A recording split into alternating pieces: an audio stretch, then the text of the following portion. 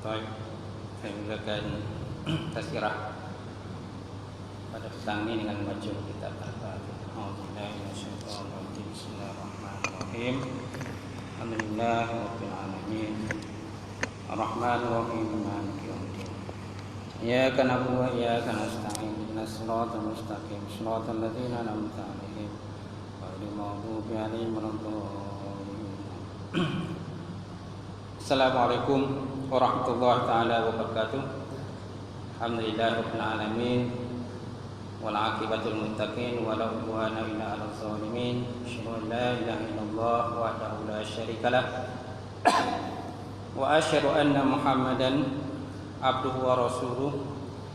Allahumma shalli wa sallim ala hadzal nabiyil karim wa ilal malaikatil muqarrabin wa ala alihi wa sahbihi ajmain. Amma ba'd.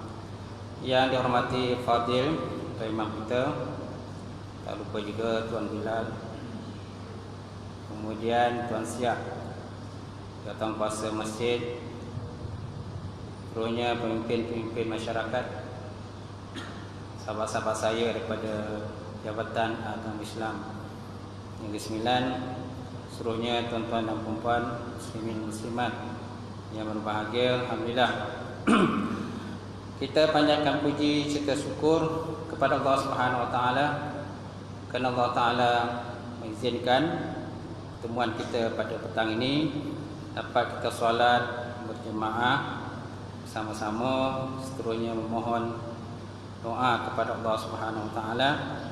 Seterusnya kita mengisi sedikit masa kita dengan program tazkirah sambungan hari itu daripada kitab At-Tazkirah fi Ahwalil Mauta wa Umuril Akhirah.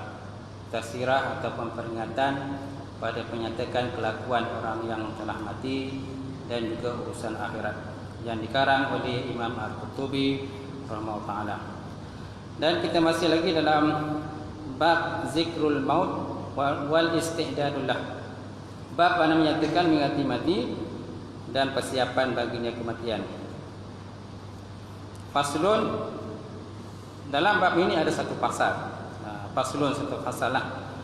Qala ulama'una rahmatullahi ta'ala alaihim, qauluhu sallallahu alaihi wasallam, aksaru zikra hadimul lazzat al-maut, kalamun mukhtasar wajiz qad jama'al at-tazkirah wa ablawu fil mau'izah. Fa inna min zikril maut haqiqatun taghassu alaihi lazzatil hadirah wa mana'u min tamniha fil mustaqbal. Berkatalah ulama kami di kalangan sahabat-sahabat Imam Qurtubi mengatakan bahawa Allah Taala, di mana Nabi sallallahu alaihi wasallam menyatakan aksaru zikri harimil lazat, perbanyakkan oleh kamu dengan mengingati kepada kematian. Apa maksud dengan hazimil lazat? Itulah al-maut, kematian. Jadi ungkapan ini, kata Imam Qurtubi, dia kata kalamul mukhtasar wajiz. Dia adalah merupakan satu kalam ataupun satu ungkapan yang ringkas serta satu ungkapan yang mudah untuk dipahami. Tetapi di dalamnya qad jama'a at-tazkirah, dia kata. Tetapi di dalam ungkapan ini dia mengandungi peringatan kepada kita supaya kita sentiasa beringat tentang bab ataupun perkara yang kematian ini. Wa ablawu fil mau'izah, dan dia terlebih mubalaghah daripada mau'izah, peringatan juga. Tazkirah dengan peringatan lebih bermakna samalah. Semaknanya dia satu ungkapan yang ringkas sampainya tetapi mendalam maknanya. Dia mengajak kita supaya berfikir banyak. Supaya kita ni jangan terlampau hanyut di dalam bab dunia ini. Dalam terlampau hanyut bab dunia. Kerana dunia ni kalau kita fikir memang tak habislah kita nak fikir. Macam-macam benda yang kita nak fikir, kan, komitmen kita sana sini dan sebagainya. Apalagi kalau seandainya kita ni diamanahkan sesuatu jawatan atau pangkat, banyak benda yang kita nak fikir. Jadi Nabi ingatkan kita aksiru zikra hazimil lazat. Banyakkan oleh kamu akan mengingati suatu benda yang boleh memutuskan kelazatan. Kerana hidup dunia ini merupakan satu keseronokan juga dan juga kelazatan apabila kita hidup dalam dunia. Kemudian kata dia lagi, kata ulama lagi, dia kata fa inna min zikril maut zikruhu taghassu alaihi lilazatil hadirah.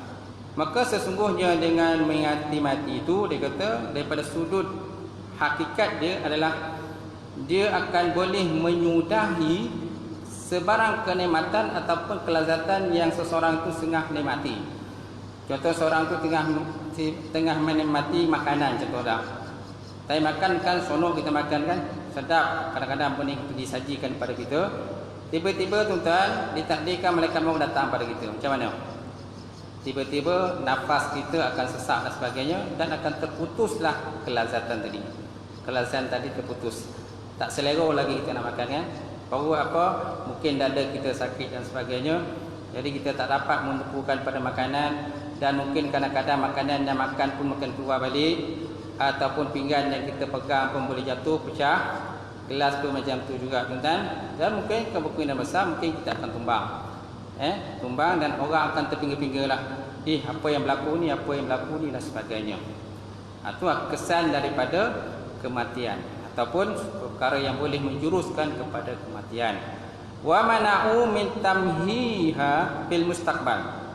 Kemudian dia menegah akan dia seseorang tadi menginginkan pada masa-masa yang akan datang. Maksudnya dalam kita hidup dalam dunia tuan, kita menginginkan suatu benda yang baik pada masa yang akan datang. Kan contohnya kita pada hari ini kita berada di jam berapa? Apa yang kita nak buat pada pukul 5 petang nanti? Ataupun mungkin apa benda kita nak buat pada malam nanti? Masing-masing kadang-kadang dah ada perancangan-perancangan tertentu nak buat benda tu. Tiba-tiba tuan-tuan malaikat maut datang. Malaikat maut datang. Jadi malaikat maut datang itu dia beritahu pada kita dia akan menarik nyawa kita. Maka pada masa itulah tuan-tuan dikira dia telah menegah kita ataupun memutuskan segala keinginan kita yang akan kita rancang pada masa yang akan datang, pada masa yang seterusnya nanti dalam kehidupan kita. Kan? Lepas tu cakap ni 19. Wa zahadahu fi ma kana minha yu'ammil. Kemudian apabila kita telah sampai pada tahap begitu, mengingat kepada perkara yang boleh memutuskan kelazatan kita ni dan akan memutuskan kelazatan yang kita nak buat pada masa-masa detik-detik seterusnya. Jadi diajak pada kita ni wazahadahu bima kana minha. Oleh itu diajak pada kita ni berzuhud, kata. Berzuhud, kata. Di atas apa sahaja keinginan-keinginan kita yang kita nak buat esok ni, akan datang ni. Memanglah setiap orang tu dia berkeinginan untuk membuat satu benda yang perfect. Kalau dia meeting tu dia akan kalau boleh nak satu perkara yang dibincangkan tu benda yang orang kata benda yang dapat diputuskan dan masing-masing pihak orang kata bergembira dengan keputusan yang telah pun dibincangkan. Okey, di samping itu pula kan seorang itu juga apabila dia mengingat kepada kematian tadi, maka surah itu kan dia akan mengajak dirinya supaya zuhud dalam kehidupan ni, supaya jangan berfikir banyak sangatlah tentang habuan-habuan kan himbuan-himbuan yang terdapat di dalam dunia tadi. Dia akan mengajak diri dia banyak muhasabah diri dia dan bahawa dia hidup di dunia ni bukannya lama sangat pun. Kalau kita mati pun tuan-tuan, siapa yang akan mengurisi harta kita? Orang lain juga mengurisi harta kita. Kita bila dah mati tak ada siapa yang kita pun tak boleh nak urus diri kita tuan. Dia akan mengurus tuan orang lain lah. Kalau kita ada anak-anak tuan, maka anak-anak yang akan menguruskan kita. Kalau anak-anak kita tu ada tetapi dia pun buat tak tahu je tentang kematian kita. So siapa yang kena uruskan? Tak tahulah siapa yang nak uruskan. Mungkin imam bila dan sebagainya dia akan menguruskan. Itu sebabnya tuan dalam bab konteks kita berkawan, carilah kawan yang baik. Carilah kawan yang baik, yang bagus, yang besok kalau kita sakit, kalau kita susah tuan, kita meninggal dunia, jadi mereka akan datang untuk menguruskan diri kita ataupun jenazah kita. Baik. Kemudian walakin an-nufusu raqidah. Akan tetapi disambung lagi pada ayat tadi, akan tetapi an-nufusu raqidah. Jiwa itu ada masanya pasif ataupun ada masanya bekulah. Wal qulubul ghafilah tahtaju ila tatfil wi'an. Dan hati yang lalai kadang-kadang dia berhajat kepada peringatan yang panjang. Peringatan yang panjang tuan. Ada masanya tuan, dalam kehidupan kita ni kadang-kadang orang bagi tazkirah 5 minit, kadang-kadang tak masuk dalam kepala otak kita. Bila orang bagi tazkirah 1 jam barulah boleh masuk dalam kepala otak kita. Kan? Kemudian dibuat lagi praktikal dan sebagainya. Kalau kita belajar contohnya kalau kita masuk camp ke apa kan, khusus berkenaan dengan supaya kita ingat tentang alam barzakh ni, kadang-kadang dibuat contohnya kain kapan. Kemudian buat jenazah lah, lepas tu dikapankan ataupun digali lubang masuk dalam kubur dan sebagainya kan. Itu pun sebenarnya tuan-tuan salah satu kaedah dan cara supaya kita ingat tentang kematian. Ada kadang-kadang tak ada pun buat praktikal macam tu. Kadang-kadang hanya juru ceramah hanya berceramah saja berkenaan dengan tentang kematian ini. Dan macam saya pun kita hanya berbicara dalam masjid ini saja berkenaan dengan kematian. Yang lebih kritikalnya kita buat kali kubur kan, kita lantik pilih salah seorang untuk kita mandikan yang berlagak sebagai orang yang telah mati. Lepas tu kita kapankan semua, kita tahkir semua tuan-tuan, masukkan dalam kubur tuan-tuan. Itu kira-kira lebih kritikal lah. Lebih akan merasakan ketakutan kita tentang alam kubur itu. Jadi kata Imam Qurtubi, dia kata walakin an-nufusu raqidah. Tetapi jiwa kita ni kadang-kadang beku ataupun jiwa kita ni kadang-kadang keras. Susah kadang-kadang orang beri peringatan pada kita, susah kita nak terima peringatan tersebut.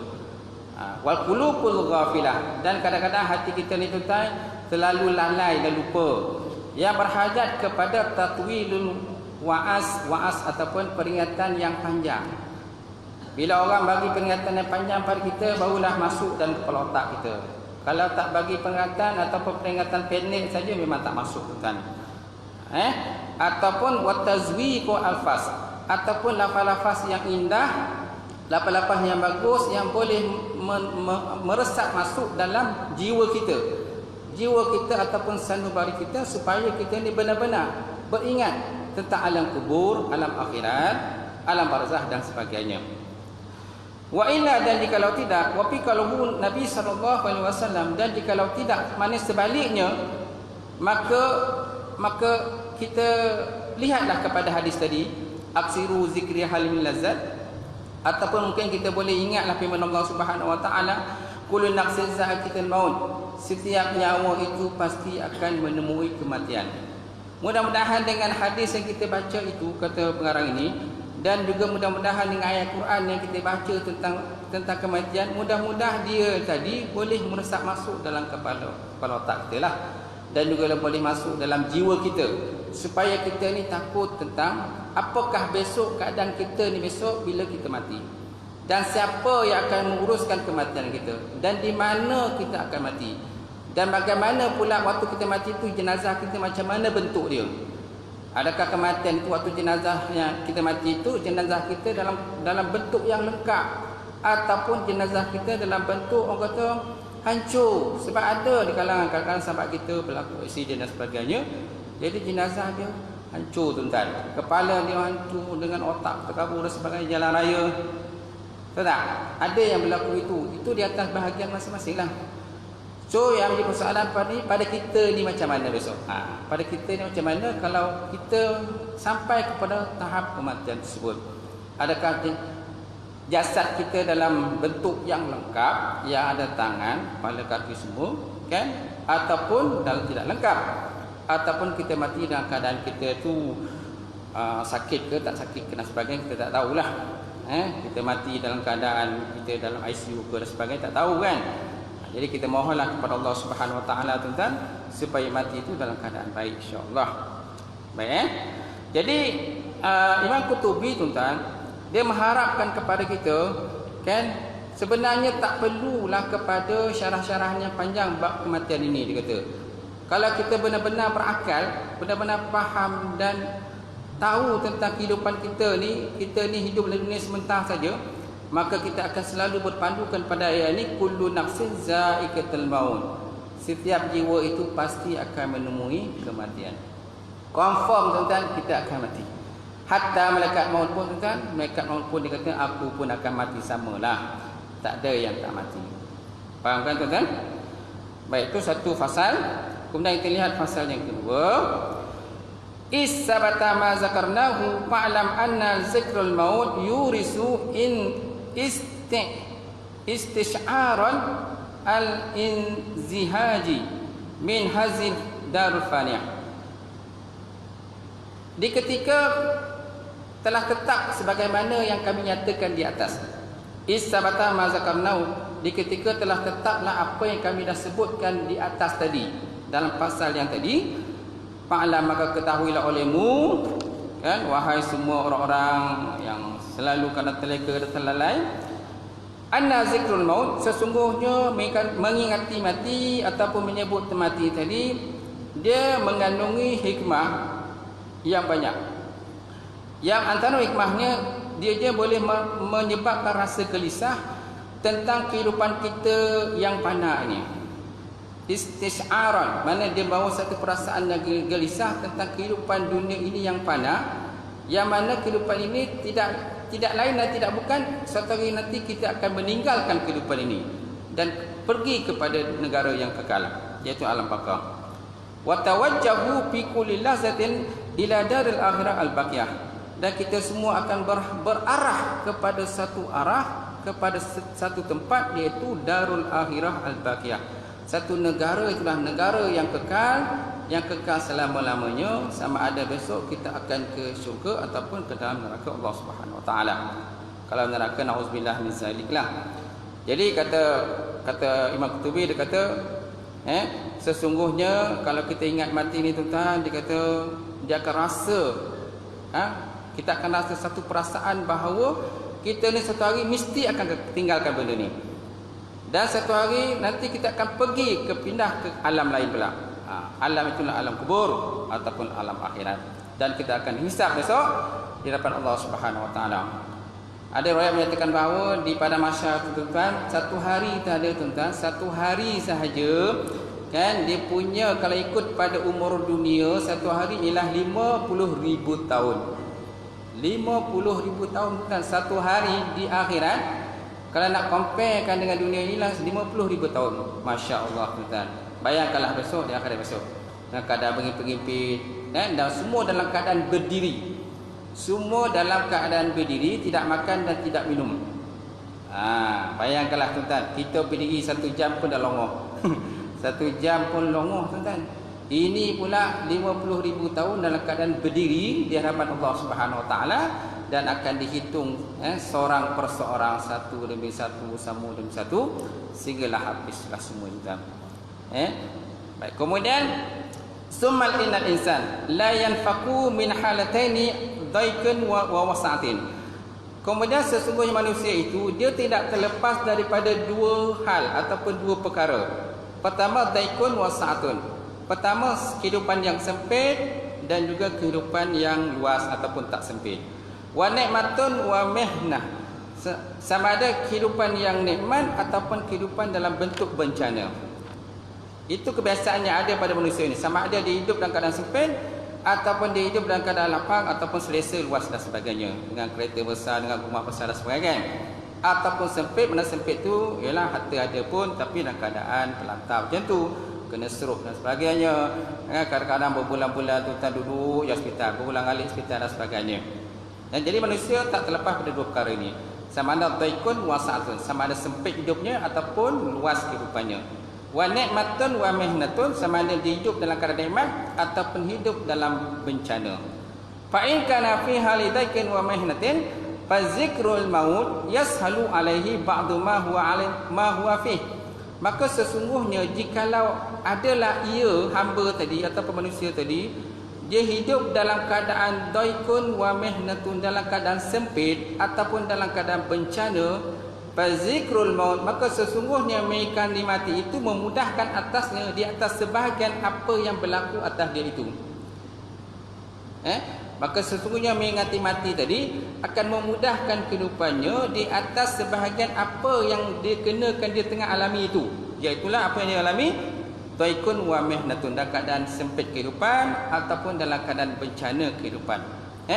Fa innahu la yadum, maka sesungguhnya bencana dan juga mihnah kan ataupun sempit hidup ni sebenarnya la yadum. Dia kata, Imam Qutubi kata la yadum, dia tak kekal. Kan, wal mautu ashabu minhu, sedangkan mati itu sebenarnya lagi berat. Sebenarnya mati itu lagi berat yang terpaksa ditanggung berbanding dengan kesempitan kehidupan dan juga bencana yang hadapi dalam kehidupan dia, kata Imam Qurtubi. Ataupun fi halatin wa nikmatin wa wasa'atin, ataupun dia hidup dalam keadaan nikmat ataupun dia hidup dalam keadaan kelapangan kehidupan, senang lenang hidup dia, mudah, kan, duit banyak, gaji besar, kereta mewah dan sebagainya. Fa zikrul maut yamna'uhu minal igtirari biha, maka sesungguhnya mengingati mati tadi, kan, menegahkan akan dia daripada sikap sombong. Bila dia ingat mati itu, dia akan menegah diri dia supaya jangan sombong dalam kehidupan dia, jangan ada sombong dengan segala nikmat-nikmat yang Allah Taala bagi pada dia yang dia dapat dalam kehidupan ini ni. Kemudian wasukunu ilai, dan supaya dia jangan kata cenderung dengan dunia ini, jangan duk fikir sangat tentang dunia, jangan duk telik sangat tentang dunia. Kenapa tuan-tuan? Kerana kematian tadi, kan, semua nikmat tadi tuan boleh terputus. Semua nikmat itu boleh terputus dalam sekelip mata sahaja jikalau dikenaki oleh Allah Subhanahu wa taala, tuan-tuan. Itu peringatanlah kepada kita. Jadi tuan-tuan, jadi manusia ini ada dua keadaan. Pertama, sempit ataupun luas kehidupannya, nikmat ataupun bencana. Kalau dia masa tu dalam keadaan sempit ataupun perit kehidupannya, dengan ingat mati tadi, maka hilanglah tuan-tuan kesempitan dan kesukaran yang hidup yang dihadapi. Kemudian kalau dia hidup keadaan senang lenang, mewah kehidupannya, dengan ingat mati itu pula tuan-tuan, akan sekurang-kurangnya tuan-tuan dapat supaya dia ni jangan sombong, jangan ego dalam kehidupan dunia. Kerana nikmat tuan-tuan, Allah Taala beri tadi, kadang-kadang tuan-tuan kita duduk senang-senang tuan-tuan, tiba-tiba orang curi barang kita, kan? Kita bawa kereta mewah, kadang-kadang tiba-tiba kita parking satu tempat, tiba-tiba kita balik tengok kereta kita, dah orang curi kereta kita, orang dah ambil kereta, kan? Tak tahu siapa yang curi.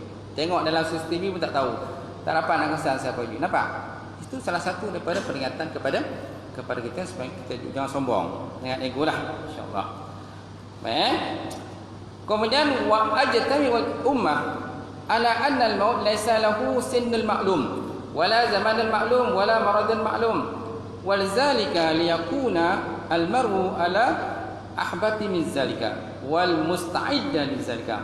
Dan telah berhimpun ataupun ijma'lah di kalangan umat ini, kata Imam Qurtubi, ala sesungguhnya annal maut, sesungguhnya kematian itu laisa lahu sinnun maulun, tiada baginya tahun yang tertentu. Sesungguhnya mati itu tiada ia sinnun maklum, maknanya tiada ia tahun yang tertentu yang ditetapkan pada kita. Wala zamanul maklum, dan tiada ia pada masa yang tertentu ditetapkan pada kita. Wala marad, dan tiada kesakitan yang tertentu yang ditentukan pada kita bahawa kita akan mati. Walizalika, dan kerana itulah liyakuna almaru, supaya bahawa adalah seorang itu di atas setiap tadi perkara tadi berwaspada ala zalika min zalika, daripada demikian, wal musta'id, dan supaya dia duduk siap sedialah, sedia jaga-jaga, kan? Kenapa?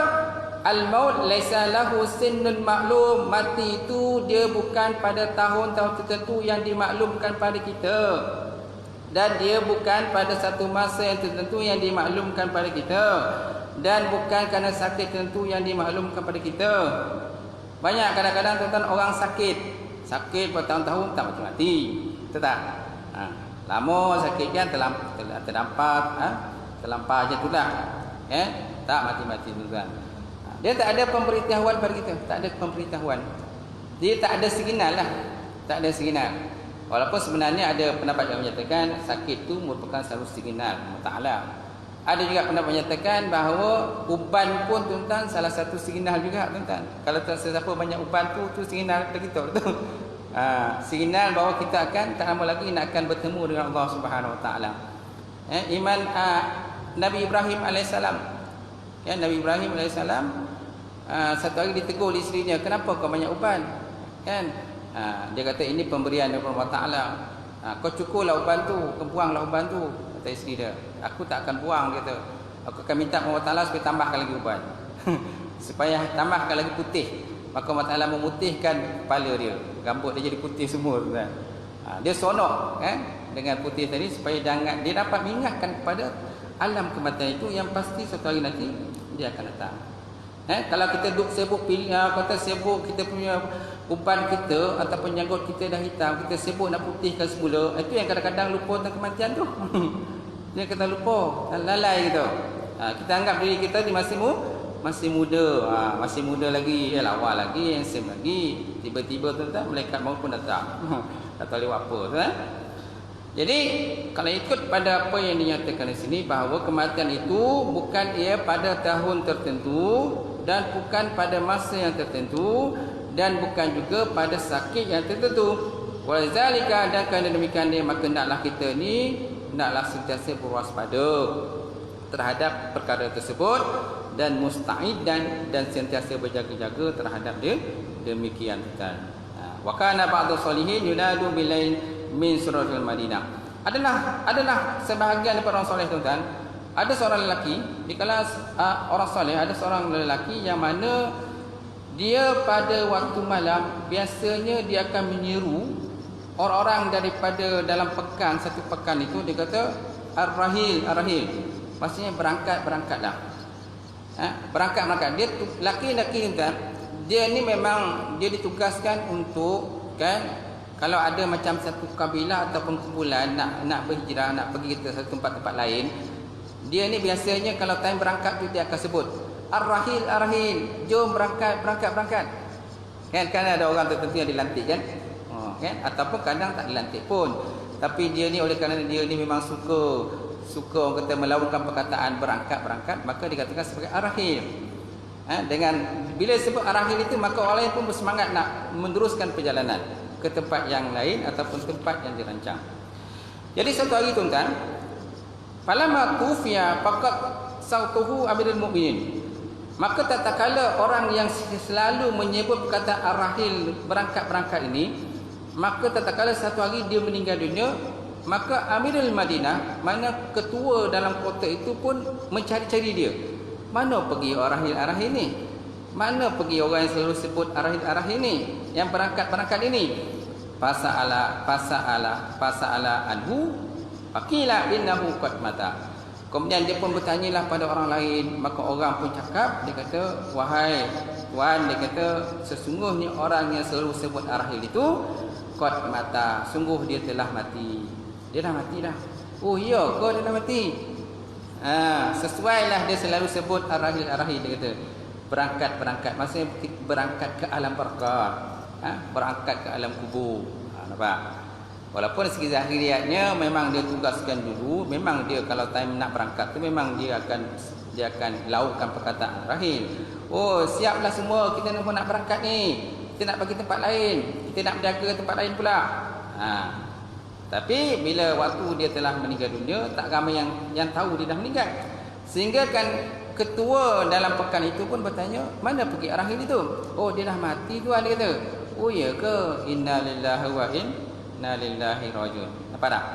Jadi maknanya mati itu satu pasti, benda yang pasti, dan tidak boleh kita tidak boleh lari daripada ini, insya-Allah.